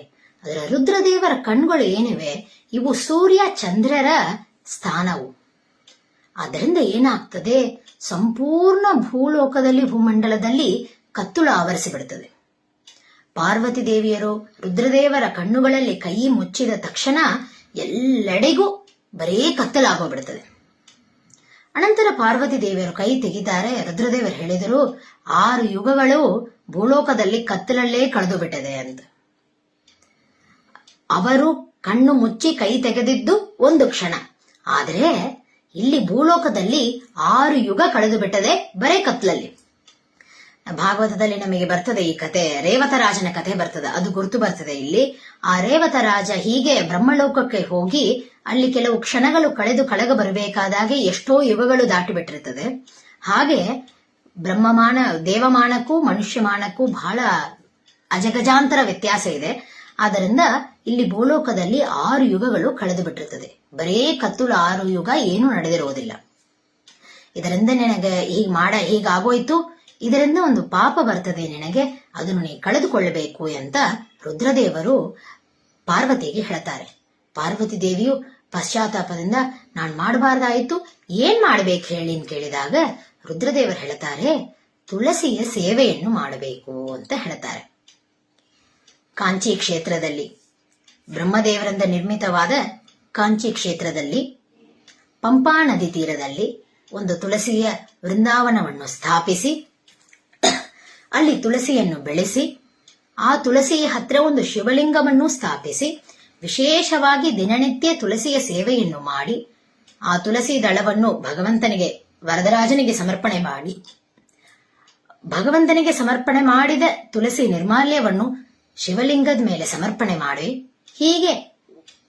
ಹೀಗೆ ಬಹಳ ವರ್ಷಗಳು ವಿಶೇಷವಾಗಿ ಈ ಒಂದು ಸೇವೆಯ ತುಳಸಿಯ ಸೇವೆಯ ಮಾಡೋದ್ರಿಂದ ನಿನ್ನ ಪಾಪನೂ ಕಳೀತದೆ, ಅದರ ಜೊತೆಗೆ ಉತ್ತಮ ಸಂತಾನನೂ ಆಗ್ತದೆ, ತುಳಸಿ ಅನುಗ್ರಹ ಮಾಡ್ತಾಳೆ ಎಂದು ರುದ್ರದೇವರು ಹೇಳಿದಾಗ ಪಾರ್ವತಿ ದೇವಿ ಕೆಳಗೆ ಬಂದು ಕಾಂಚಿ ಕ್ಷೇತ್ರದಲ್ಲಿ ವಿಧಿಪೂರ್ವಕವಾಗಿ ತುಳಸಿಯನ್ನು ಬೆಳೆಸಿ ತುಳಸಿಯ ಪೂಜೆಯನ್ನು ಮಾಡಿ ತುಳಸಿ ದಳವನ್ನು ಭಗವಂತನಿಗೆ ಸಮರ್ಪಿಸಿ ಎಲ್ಲವನ್ನೂ ಮಾಡ್ತಾಳೆ. ವಿಶೇಷವಾಗಿ ಈ ಪೂಜೆ ಆದ ನಂತರ ರುದ್ರದೇವರೇ ಬರ್ತಾರೆ. ರುದ್ರದೇವರು ಬಂದು ನಿಂದೆಲ್ಲಾ ಪಾಪ ಕಳೆದಿದೆ ಎಂದು ಆಕಿನ ಕರ್ಕೊಂಡು ಹೋಗ್ತಾರೆ. ಅನಂತರ ಪಾರ್ವತಿ ದೇವಿಗೆ ಷಣ್ಮುಖ ಹುಟ್ಟುತ್ತಾನೆ. ಹೀಗೆ ದೇವತೆಗಳೂ ಸಹ ತುಳಸಿಯನ್ನು ಪೂಜಿಸಿದ್ದಾರೆ. ಆದ್ದರಿಂದ ವಿಶೇಷವಾಗಿ ತುಳಸಿಯಲ್ಲಿ ಭಗವಂತ ಹಾಗೂ ಲಕ್ಷ್ಮೀದೇವಿಯ ಸನ್ನಿಧಾನ ವಿಶೇಷವಾಗಿ ಇದೆ ಅನ್ನೋದು ಇದರಲ್ಲಿ ಗೊತ್ತಾಗ್ತದೆ. ಅಷ್ಟೇ ಪಾಪಗಳನ್ನು ಕಳೆಯುವ ಶಕ್ತಿಯು ಅವಳಿಗಿದೆ ಅನ್ನೋದು ನಮಗೆ ಇಲ್ಲಿ ವಿಶೇಷವಾಗಿ ಗೊತ್ತಾಗ್ತದೆ. ಈ ತುಳಸಿ ದಳ, ತುಳಸಿಯ ಕಾಷ್ಟ ಹಾಗೂ ಮೃತ್ತಿಕೆಯನ್ನು ನೋಡಿವಿ. ಹಾಗೆ ತುಳಸಿ ದಳದಲ್ಲಿಯೂ ಬಹಳಷ್ಟು ಮಹತ್ವ ಇದೆ. ಹೇಳ್ತಾರೆ, ತುಳಸಿಯ ಪತ್ರದಲ್ಲಿ ಕೇಶವ ಪತ್ರ ಮಧ್ಯೇಶು ಪತ್ರಾಗ್ರೇಶು ಪ್ರಜಾಪತಿ ಪತ್ರವೃಂದೇ ಶಿವಸ್ತಿಷ್ಠೇತ್ ತುಳಸ್ಯಾ ಸರ್ವದೈವಹಿ. ಪತ್ರದ ಮಧ್ಯದಲ್ಲಿ ಭಗವಂತ, ಪತ್ರದ ಅಗ್ರದಲ್ಲಿ ಬ್ರಹ್ಮದೇವರು, ಪತ್ರದ ತುದಿಯಲ್ಲಿ ಶಿವದೇವರು, ಹೀಗೆ ಇವರು 3 ಜನದ ಸನ್ನಿಧಾನ ಆ ಪತ್ರದಲ್ಲಿವೆ. ಇನ್ನು ಅನೇಕ ದೇವತೆಗಳ ಸನ್ನಿಧಾನ ಆ ತುಳಸಿಯ ದಳದಲ್ಲಿ ಇದೆ. ಆದ ಕಾರಣ ವಿಶೇಷವಾಗಿ ತುಳಸಿ ದಳವನ್ನು ಭಗವಂತನಿಗೆ ಸಮರ್ಪಣೆ ಮಾಡೋದರಿಂದ ಬಹಳ ಪುಣ್ಯ ಸಿಗುತ್ತದೆ ಅಂತ ಹೇಳ್ತಾರೆ.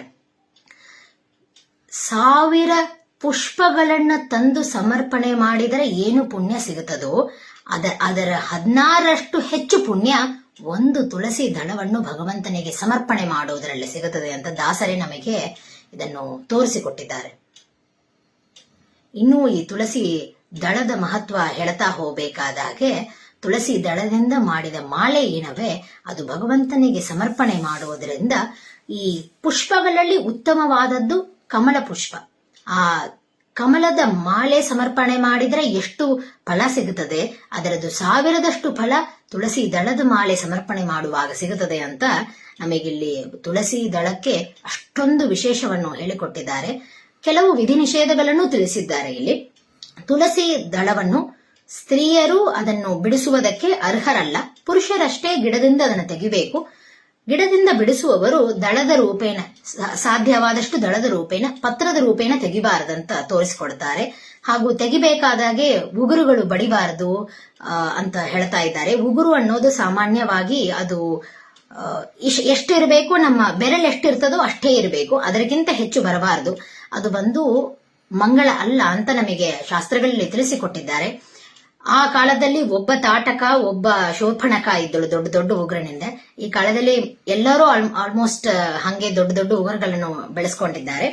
ಹಾಗೆ ಮಾಡಬಾರದು ಅಂತ ನಮಗೆ ಶಾಸ್ತ್ರಗಳಲ್ಲಿ ತಿಳಿದು ಬರ್ತದೆ. ಉಗುರು ಬಡಿಬಾರದು ತುಳಸಿ ದಳವನ್ನು ಬೆಳೆಸಬೇಕಾದಾಗೆ. ಅನಂತರ ಈ ತುಳಸಿಯ ಮೇಲಿನ ಬೀಜ ಒಣಗಿದ ಮೇಲೆ ತೆಗಿಬೇಕು.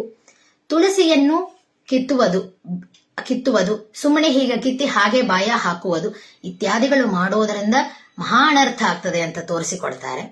ಅನಂತರ ದ್ವಾದಶಿಯ ದಿವಸ ತುಳಸಿ ಬಿಡಿಸುವುದು ಮಾಡಬಾರದು. ಹಾಗೂ ಸಂಜೆ ಆದ ಮೇಲೆ, ಸೂರ್ಯಾಸ್ತ ಆದ ಮೇಲೆ ಯಾವ ರಾತ್ರಿಯಲ್ಲೂ ತುಳಸಿಯನ್ನು ಬಿಡಿಸಬಾರದು ಅಂತ ಇತ್ಯಾದಿ ವಿಧಿ ನಿಷೇಧಗಳು ತುಳಸಿಯಲ್ಲಿವೆ. ತುಳಸಿಯನ್ನು ಪವಿತ್ರವಾದ ವೃಕ್ಷ, ಯಾವುದೋ ಗಾರ್ಡನ್ ಅಲ್ಲಿ ಇದ್ದ ವೃಕ್ಷದಂತೆ ಟ್ರೀಟ್ ಮಾಡದೆ ಪವಿತ್ರವಾದ ವೃಕ್ಷವಾಗಿ ಭಾವಿಸಿ ಅವಳನ್ನು ಅಷ್ಟೇ ಪವಿತ್ರತ್ವವನ್ನು ಮೇಂಟೈನ್ ಮಾಡಬೇಕನ್ನೋದನ್ನ ವಿಶೇಷವಾಗಿ ಈ ಕೆಲವು ವಿಧಿ ನಿಷೇಧಗಳನ್ನು ಹೇಳ್ತಾ ತೋರಿಸಿಕೊಡ್ತಾರೆ.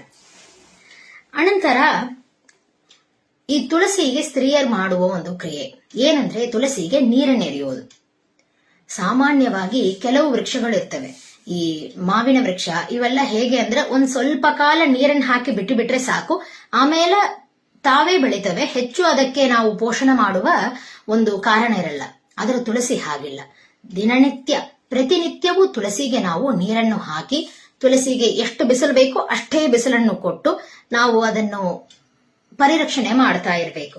ಸ್ವಲ್ಪ ದಿವಸ ನೀರು ಹಾಕಿ ಅನಂತರ ಬಿಟ್ಟು ಬಿಟ್ರೆ ತುಳಸಿ ಬಾಡಿ ಹೋಗ್ತದೆ. ಎಂದೂ ಹಾಗೆ ಮಾವಿನ ವೃಕ್ಷದ ಕ್ಯಾಟಗರಿಯಲ್ಲಿ ಬರೋದಿಲ್ಲ, ಅದರಿಂದ ಅದು ಹಾಗೆ ಬೆಳೆಯೋದಿಲ್ಲ. ಹೀಗೆ ತುಳಸಿಗೆ ನೀರನ್ನೆರೆಯೋದು ಅದಕ್ಕೆ ಬಹಳ ಪುಣ್ಯ. ತುಳಸಿಗೆ ಹಾಕಿದ ನೀರೇನವೆ, ಈ ನೀರಿನಿಂದ ಅಷ್ಟೆಷ್ಟೋ ಪಾಪಗಳು ಕಳೆದಿದೆ ಅಂತ ಹೇಳಿ ಒಂದು ಕಥೆಯನ್ನು ಹೇಳ್ತಾ ಇದ್ದಾರೆ. ಇದು ಕೂಡ ಪುರಾಣದ ಒಂದು ಕಥೆ. ಈ ಕಥೆಯಲ್ಲಿ ಹೇಗೆ ಅಂದ್ರೆ, ಒಬ್ಬ ಬ್ರಾಹ್ಮಣ ಇರ್ತಾನೆ. ಅವನು ಸ್ನಾನ ಸಂಧ್ಯಾವಂದನಾದಿಗಳನ್ನು ಮುಗಿಸಿಕೊಂಡು ಒಮ್ಮೆ ತುಳಸಿಯ ವನಕ್ಕೆ ಹೋಗಿ ತುಳಸಿಯನ್ನೆಲ್ಲ ತಗೊಂಡು ತಾನು ಮನೆಗೆ ಬರ್ತಿರ್ತಾನೆ. ತನ್ನ ಮನೆಯಲ್ಲಿ ಒಂದು ತುಳಸಿಯ ವೃಂದಾವನ ಇರ್ತದೆ. ತಾನು ಮನೆಗೆ ಬಂದಾಗ ಆ ತುಳಸಿ ವೃಂದಾವನದಲ್ಲಿ ತುಳಸಿ ಹಾಕಿದ ನೀರು ಹೀಗೆ ನಿಂತಿರ್ತದೆ. ಒಂದು ನಾಯಿ ಆ ತುಳಸಿಯ ನೀರನ್ನು ಕುಡಿತಾ ಇರೋದನ್ನು ಅವನು ನೋಡಿದ್ದಾನೆ. ನೋಡಿ ಅಲ್ಲೇ ನಿಂತು ಬಿಟ್ಟಿದ್ದಾನೆ. ಅಷ್ಟರೊಳಗೆ ಹಿಂದಿನಿಂದ ಒಬ್ಬ ಬೇಡರವ ಬಂದ. ಅವನು ಬಂದು ಆ ನಾಯನ್ನು, ನಾನಿಟ್ಟುಕೊಂಡ ಅನ್ನವನ್ನು ಈ ನಾಯಿ ತಿಂದು ಬಿಟ್ಟದೆ, ನನ್ನ ಅನ್ನವನ್ನು ತಿಂದು ಬಿಟ್ಟದ ಅಂತ ಹೇಳಿ ಆ ನಾಯಿನ ಹಾಕಿ ಹೊಡೆದಿದ್ದಾನೆ. ಹೊಡೆದ ತಕ್ಷಣ ಆ ನಾಯಿ ಅಲ್ಲೇ ಸತ್ತು ಬಿದ್ದು ಬಿಟ್ಟಿತ್ತು. ಕ್ಷಣ ಮಾತ್ರದಲ್ಲಿ ಅಲ್ಲಿ ವಿಷ್ಣುದೂತರು ಬಂದಿದ್ದಾರೆ. ಆ ಜೀವ ಕೇಳ್ತದೆ, ನಾನೇನ್ ಪುಣ್ಯ ಮಾಡಿನಂತ ವಿಷ್ಣುದೂತ ನೀವು ಬಂದು ನನ್ನ ಕರ್ಕೊಂಡು ಹೋಗ್ತಿದ್ದೀರಿ, ನಂಗೆ ಯಾಕೆ ಸದ್ಗತಿ ಅಂತ ಕೇಳಿದಾಗ ವಿಷ್ಣುದೂತರು ಹೇಳ್ತಾರೆ, ನೀನ್ ಹಿಂದೆ ಆ ನಾಯಿ ಜೀವಕ್ಕೆ ವಿಷ್ಣುದೂತರು ಹೇಳ್ತಾರೆ, ಹಿಂದಕ್ಕೆ ನೀನೊಬ್ಬ ರಾಜನಾಗಿದ್ದಾಗ ನೀನು ಬಹಳಷ್ಟು ಸತ್ಕರ್ಮಗಳನ್ನು ಮಾಡ್ತಾ ಇದ್ದಿ. ಆದ್ರೆ ಅದರ ಜೊತೆಗೆ ಒಮ್ಮೆ ಒಬ್ಬ ಕನ್ಯೆಯನ್ನು ಅಪಹಾರ ಮಾಡಿಬಿಟ್ಟಿದ್ದಿ. ಆ ಅಪಹಾರ ಮಾಡಿದ ಪಾಪದಿಂದೇ ಬಹಳಷ್ಟು ಕಾಲ ನೀನು ನರಕದಲ್ಲೂ ಕಷ್ಟವನ್ನು ಅನುಭವಿಸಿ ಈಗ ಇಂತಹ ಜನ್ಮವೂ ಸಿಕ್ತು ನಿನಗೆ. ಆದ್ರೆ ನೀನು ತುಳಸಿಯ ಬುಡದಲ್ಲಿ ಇದ್ದ ನೀರನ್ನು ಕುಡಿದೆಯಲ್ಲ, ಆ ನೀರಿನ ಸಂಪರ್ಕದಿಂದ ನಿನ್ನ ಎಲ್ಲಾ ಪಾಪಗಳು ಕಳೆದು ಹೋಯಿತು, ಎಲ್ಲಾ ಪಾಪಗಳು ನಾಶ ಆಗಿದೆ, ಅದರಿಂದ ನಿಂಗೆ ಇನ್ಮೇಲೆ ಸದ್ಗತಿ ಸಿಗ್ತದೆ ಅಂತ ಹೇಳಿ ವಿಷ್ಣುದೂತರು ಕರ್ಕೊಂಡು ಹೋಗಿದ್ದಾರೆ. ವಿಶೇಷವಾಗಿ ಈ ಕಥೆಯಿಂದ ಆ ತುಳಸಿಯ ಬುಡದಲ್ಲಿ ಇರುವ ನೀರಿನ ಸಂಪರ್ಕದಿಂದ ಪಾಪ ನಾಶ ಆಗಿದೆ. ಹಂಗಾದಾಗ ತುಳಸಿಗೆ ನೀರನ್ನು ಎರೆಯೋದರಿಂದ ವಿಶೇಷವಾದ ಫಲ ಸಿಗುತ್ತದೆ, ಇಷ್ಟಾರ್ಥಗಳ ಸಿದ್ಧಿ ಆಗ್ತದೆ ಅನ್ನೋದನ್ನು ಈ ಕಥೆಯಲ್ಲಿ ನಮಗೆ ಗೊತ್ತಾಗ್ತದೆ. ಇಷ್ಟು ಮಹತ್ವ ನಾವು ಮುಂದೆ ನೋಡಿವಿ. ಇಷ್ಟೆಲ್ಲ ಮಹತ್ವ ತುಳಸಿಗೆ ಬರಲಿಕ್ಕೆ ಮೂಲತಃ ಕಾರಣ ದೇವರ ಸನ್ನಿಧಾನ ವಿಶೇಷವಾಗಿದೆ, ಲಕ್ಷ್ಮೀದೇವಿಯ ಸನ್ನಿಧಾನವೂ ವಿಶೇಷವಾಗಿದೆ. ಆದರೆ ಅದರ ಜೊತೆಗೆ ಎಲ್ಲ ತೀರ್ಥಗಳ ಸನ್ನಿಧಾನ ಇದೆ. ದಾಸರು ಹೇಳಿದ್ದಾರೆ, ಗಂಗಾದಿ ಸಕಲ ತೀರ್ಥಗಳ ಸನ್ನಿಧಾನವನ್ನು ಕೊಂಡವಳು ತುಳಸಿ ಅಂತ. ಶ್ಲೋಕದಲ್ಲಿ ಹೇಳ್ತಾರೆ, ಎನ್ ಮೂಲೆ ಸರ್ವ ತೀರ್ಥಾನಿ ಎನ್ ಮಧ್ಯೆ ಸರ್ವ ದೇವತಾ ಯದಗ್ರೆ ಸರ್ವ ವೇದಾಶ್ಚ ತುಳಸಿ ತ್ವಾಂ ನಮಾಮ್ಯಹಂ. ಎನ್ಮೂಲೆ ಸರ್ವ ತೀರ್ಥಾನಿ, ತುಳಸಿಯ ಬುಡದಲ್ಲಿ ಮೂಲದಲ್ಲಿ ಸರ್ವ ತೀರ್ಥಗಳ ಸನ್ನಿಧಾನ ಇದೆ. ವಿಶೇಷವಾಗಿ ಬಹಳಷ್ಟು ತೀರ್ಥಯಾತ್ರೆ ಹೋಗಿ ಯಾರಿಗೆ ತೀರ್ಥ ಸ್ನಾನವನ್ನ ಮಾಡ್ಲಿಕ್ಕೆ ಕೈಲಾಗಂಗಿಲ್ಲ, ಅವರು ತುಳಸಿಯ ಬುಡದ ನೀರನ್ನು ಪ್ರೋಕ್ಷಣ ಮಾಡಿಕೊಳ್ಳುವುದರಿಂದ ಅಷ್ಟು ತೀರ್ಥಗಳಲ್ಲಿ ಸ್ನಾನ ಮಾಡಿದ ಪುಣ್ಯ ಸಿಗುತ್ತದೆ ಅಂತ ಹೇಳ್ತಾರೆ. ಎನ್ ಮಧ್ಯೆ ಸರ್ವದೇವತಾ ಯದಗ್ರೆ ಸರ್ವ ವೇದ. ಅಗ್ರದಲ್ಲಿ ಎಲ್ಲಾ ವೇದಗಳು, ಮಧ್ಯದಲ್ಲಿ ಎಲ್ಲ ದೇವತೆಗಳು ಇದ್ದಾರೆ. ಅಗ್ನಿ, ಇಂದ್ರ, ಸೂರ್ಯ, ಚಂದ್ರ ಇತ್ಯಾದಿ ಎಲ್ಲ ಸಕಲ ದೇವತೆಗಳು ಈ ತುಳಸಿಯ ಮಧ್ಯದಲ್ಲಿ ಇದ್ದಾರೆ ಅಂತ ವಿಶೇಷವಾಗಿ ತಿಳಿಸಿಕೊಡ್ತಾರೆ. ಇವೆಲ್ಲದರ ಸನ್ನಿಧಾನದಿಂದ, ಇವೆಲ್ಲರೂ ಇರೋದರಿಂದ ವಿಶೇಷವಾಗಿ ತುಳಸಿಗೆ ಇಷ್ಟೊಂದು ಸನ್ನಿಧಾನದ ಮಹತ್ವ ಬಂದಿದ್ದು. ಲಕ್ಷ್ಮೀದೇವಿ ಇದ್ದಾಳೆ, ಲಕ್ಷ್ಮೀದೇವಿಯ ಸನ್ನಿಧಾನ ಬಹಳ ಇದೆ. ಅದರಿಂದ ಲಕ್ಷ್ಮೀದೇವಿ ಎಲ್ಲಿ ಇದ್ದಾಳೋ ಅಲ್ಲಿ ಭಗವಂತ ಇದ್ದೇ ಇರ್ತಾನೆ. ಹೀಗೆ ಭಗವಂತನ ಸನ್ನಿಧಾನ ಎಲ್ಲ ಕಡೆ ಇರ್ತದೆ, ಅವ ಸರ್ವವ್ಯಾಪ್ತ. ಆದರೆ ಕೆಲವು ಕಡೆ ಅವನ ಸನ್ನಿಧಾನ ವಿಶೇಷವಾಗಿರುತ್ತದೆ. ಅಂತ ಒಂದು ವಿಶೇಷವಾದ ಸನ್ನಿಧಾನ ಇರುವುದು ಈ ತುಳಸಿಯಲ್ಲಿ ಅಂತ ನಮಗೆ ಇದರಲ್ಲಿ ತೋರಿಸಿಕೊಡ್ತಾ ಇದ್ದಾರೆ. ಇನ್ನ ಹೇಳ್ತಾರೆ, ಈ ತುಳಸಿ ಏನು ಒಣಗಿಸಿ ತುಳಸಿ ಮಾಲಾ ಅಂತ ಮಾಡ್ತಾರೆ, ಅದಕ್ಕೂ ಅಷ್ಟೇ ಬಹಳ ಮಹತ್ವ ಅಂತ ಹೇಳಿಕೊಡ್ತಿದ್ದಾರೆ. ಪುರಾಣಗಳಲ್ಲಿ ಹೇಳುತ್ತಾರೆ, 1000 ಪುಷ್ಪಗಳು ಒಂದು ಕಮಲ ಪುಷ್ಪಕ್ಕೆ, 1000 ಪುಷ್ಪಗಳಿಂದ ಭಗವಂತನಿಗೆ ಅರ್ಚನೆ ಮಾಡೋದೇನವ, ಅದು ಒಂದು ಕಮಲ ಪುಷ್ಪಕ್ಕೆ ಸಮಾನ. 1000 ಪುಷ್ಪಗಳು ಒಂದು ಕಮಲ ಪುಷ್ಪಕ್ಕೆ ಸಮಾನ. ಹಾಗೆ 1000 ಕಮಲ ಪುಷ್ಪಗಳು ಒಂದು ಕಮಲದ ಮಾಲೆಗೆ ಸಮಾನ ಅಂತೆ. 1000 ಕಮಲ ಮಾಲೆಗಳು ಒಂದು ತುಳಸಿ ದಳಕ್ಕೆ ಸಮಾನ. 1000 ತುಳಸಿ ದಳ ಏನಿದೆ ಅದು ತುಳಸಿ ಮಂಜರಿಗೆ ಸಮಾನ. ಈ ತುಳಸಿ ಮಂಜರಿಯಿಂದ ಮಾಡಿದ ಮಾಲೆಗಳು ಏನಿದೆ ಅವು ಕೋಟಿಯಷ್ಟು ಹೆಚ್ಚು ಪುಣ್ಯ ಬರ್ತದೆ. ಈ ಪುಷ್ಪಗಳನ್ನು ಕಂಪೇರ್ ಮಾಡಿದ್ರೆ ಈ ತುಳಸಿಯ ಮಾಲೆ ಏನಿದೆ, ಅದರ ತುಳಸಿಯ ಮಾಲೆಯಿಂದ ಭಗವಂತನಿಗೆ ಅರ್ಚನೆ ಮಾಡೋದೇನಿದೆ ಅದರ ಪುಣ್ಯ ಕೋಟಿ ಪಟ್ಟು ಹೆಚ್ಚು ಅಂತ ತಿಳಿಸಿಕೊಟ್ಟಿದ್ದಾರೆ. ತುಳಸಿಯ ಮಾಲೆಯನ್ನು ಮಾಡಿ ಅದನ್ನು ಭಗವಂತನಿಗೆ ಸಮರ್ಪಣೆ ಮಾಡುವುದರಿಂದ ವಿಶೇಷವಾದ ಪುಣ್ಯ ಸಿಗುತ್ತದೆ ಅಂತ ತೋರಿಸಿಕೊಡುತ್ತಾರೆ. ಹಾಗೆ ಈ ಒಣಗಿದ ತುಳಸಿ ಯಾವುದರಿಂದ ತುಳಸಿ ಮಾಲಾವನ್ನು ಮಾಡುತ್ತಾರೆ, ಪುರುಷರು ಧರಿಸ್ತಾರೆ. ಅದು ಸಾಮಾನ್ಯ ಪುರುಷರಿಗಾಗಿ ಧರಿಸೋದದು. ಪುರುಷರು ಯಾವುದು ಧರಿಸ್ತಾರೆ ಅದನ್ನ ಪ್ರತಿನಿತ್ಯ ಧರಿಸಬೇಕು, ಅದನ್ನು ಯಾವಾಗಲೂ ಧರಿಸಬೇಕು ಅಂತ ತೋರಿಸಿಕೊಡ್ತಾರೆ. ವಿಶೇಷವಾಗಿ ಹೇಳ್ತಾರೆ, ಭೋಜನ ಸಮಯದಲ್ಲಿ, ಶಯನ ಸಮಯದಲ್ಲಿ ಮಲ್ಕೊಂಡಾಗ, ಊಟ ಮಾಡಬೇಕಾದಾಗೆ, ಮಲಮೂತ್ರ ವಿಸರ್ಜನೆ ಮಾಡಬೇಕಾದಾಗೆ ಅಂತ ಕಾಲದಲ್ಲೂ ತುಳಸಿ ಮಾಲಾವನ್ನು ಪುರುಷರು ತೆಗೆಯಂಗಿಲ್ಲ, ಅದನ್ನು ತ್ಯಜಿಸಬಾರದು, ಬಿಡಬಾರದು ಅಂತ ತಿಳಿಸಿಕೊಡುತ್ತಿದ್ದಾರೆ. ಶಯನೇ ಭೋಜನೆ ಚೈವ ಮಲಮೂತ್ರ ವಿಸರ್ಜನೆ ನ ತ್ಯಜೆ ತುಳಸಿ ಮಾಲಾ ತ್ಯಾಗೇ ಚ ಬ್ರಹ್ಮ ಭವೇತ್.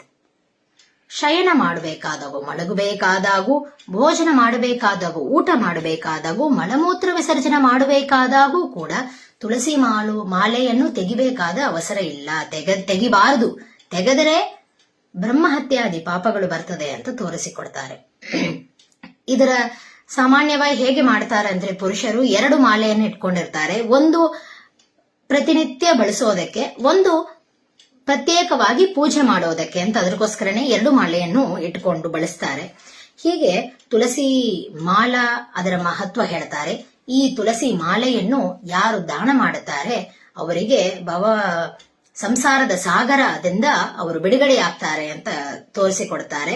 ತುಳಸಿಯನ್ನು ಹಾಗೂ ಈ ತುಳಸಿ ಮಾಲೆಯನ್ನು, ತುಳಸಿಯ ಸಂಬಂಧಪಟ್ಟ ವಸ್ತುಗಳನ್ನು ದಾನ ಮಾಡಬೇಕಾದಾಗ ಬಹಳ ಎಚ್ಚರದಿಂದ ಇರಬೇಕು.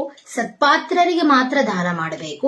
ತುಳಸಿ ವೃಕ್ಷವನ್ನು, ಸಣ್ಣ ತುಳಸಿ ಸಸಿಯನ್ನು ಯಾವಾಗ ದಾನ ಮಾಡುತ್ತಾರೆ, ಯಾರು ಆ ತುಳಸಿಯನ್ನ ಪೋಷಣೆ ಮಾಡುತ್ತಾರೆ ಅಂತವರಿಗೆ ಕೊಟ್ಟು ದಾನ ಮಾಡಬೇಕೆನ್ನುವುದನ್ನು ಇಲ್ಲಿ ವಿಶೇಷವಾಗಿ ನಮಗೆ ತಿಳಿಸಿಕೊಡ್ತಾ ಇದ್ದಾರೆ. ಅನಂತರ ಸ್ತ್ರೀಯರಿಗೆ ತುಳಸಿ, ಕೆಲವು ಈ ತುಳಸಿ ದಳವನ್ನು ತೆಗೆಯೋದು ಹಾಗೂ ತುಳಸಿ ಮಾಲಾ ಧಾರಣ ಇವೆಲ್ಲ ಪುರುಷರಿಗೆ, ಸ್ತ್ರೀಯರಿಗೆ ಮಾಡೋದಲ್ಲ. ಸ್ತ್ರೀಯರು ಏನ್ ಮಾಡಬೇಕು ತುಳಸಿಯ ಜೊತೆ?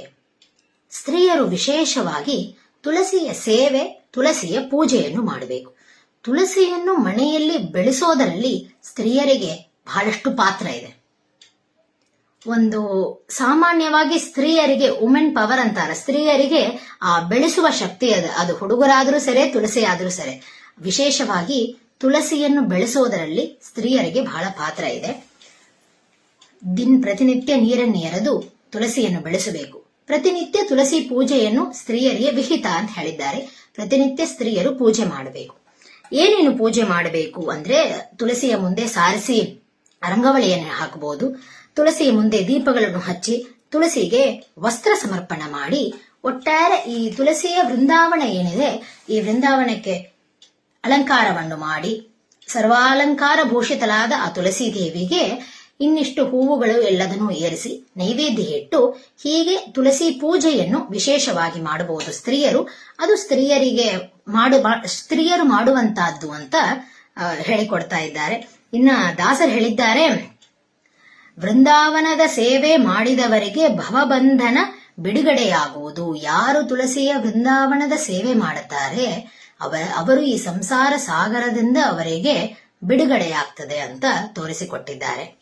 ವಿಶೇಷವಾಗಿ ಸ್ತ್ರೀಯರಿಗೆ ಸುಲಭವಾದ ಮಾರ್ಗಗಳನ್ನು ತೋರಿಸಿಕೊಟ್ಟಿದ್ದಾರೆ. ತುಳಸಿ ಪೂಜೆ, ತುಳಸಿಗೆ ಪ್ರದಕ್ಷಿಣೆ, ಈ ತುಳಸಿ ವೃಂದಾವನಕ್ಕೆ ಆ ದಾಸರು ಹೇಳ್ತಾರೆ, 7 ಪ್ರದಕ್ಷಿಣೆಯನ್ನು ಮಾಡಿದವರಿಗೆ 7 ಜನ್ಮದ ಪಾಪ ಹಿಂಗೋದು.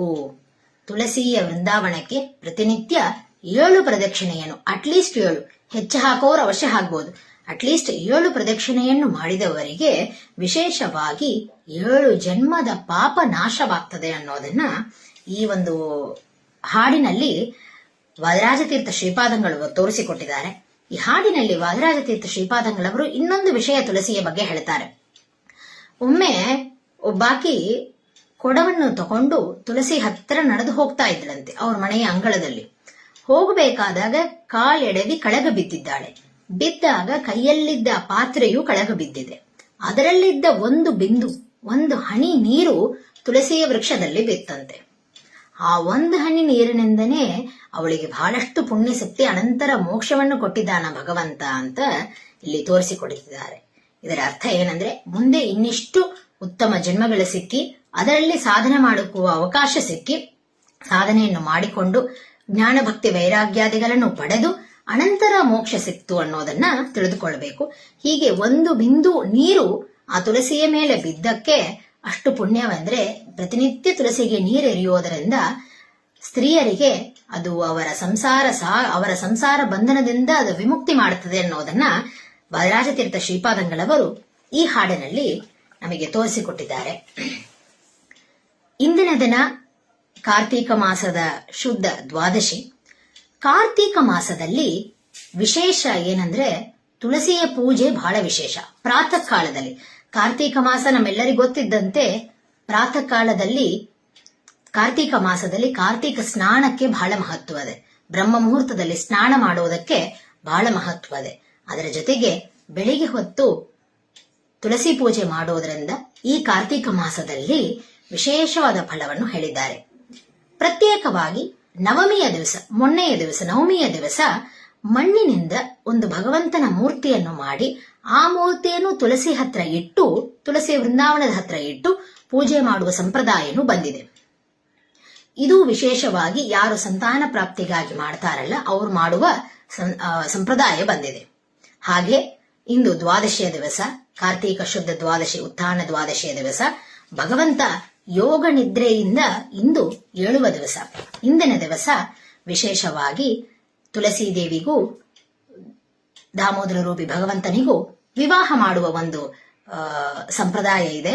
ಬಹಳ ವರ್ಷಗಳಿಂದ ಇದು ಆಲ್ಮೋಸ್ಟ್ ಪ್ಯಾನ್ ಇಂಡಿಯಾ ಎಲ್ಲರೂ ಆಚರಣೆ ಮಾಡುವ ಒಂದು ತುಳಸಿ ವಿವಾಹ.